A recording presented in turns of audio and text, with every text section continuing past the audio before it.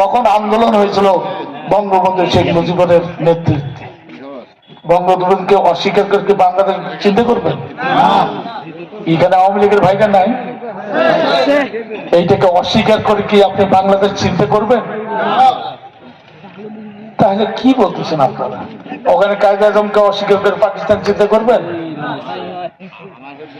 এক একজনের এক একটা আল্লাহ দিয়েছে, সেই শক্তির বলে, জ্ঞানের বলে, বুদ্ধির বলে তারা এক আন্দোলন দাঁড় করেছে। সেই আন্দোলন পাবলিকেরা জড়িয়ে গেছে, সেই আন্দোলন বিষয় হয়েছে, কথা ঠিক কিনা? সেই রকমই একটা আন্দোলন হয়েছিল 24 সালের 5ই আগস্ট। এখানে নতুন করে একটা কথা বলার সুযোগ হয়েছে, এই তো। তাই বলে কি 71কে অস্বীকার করা হলো? আমরা 71কে অস্বীকার করি না, আমরা 71কে অস্বীকার করি না, আমরা 24 সালকে অস্বীকার করি না। 24 সালকে অস্বীকার করলে আমি কোরআন হাদিস পড়তেই পারতাম না।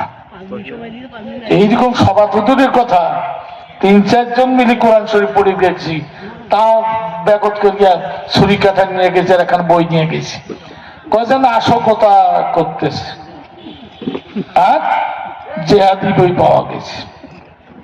কি ভাই, কমপক্ষে তার থেকে তো আমরা বাঁচছি। ভাই মন খারাপ করলেন কেউ? যদি আওয়ামী লীগের ভাই থাকলে মন খারাপ করলেন?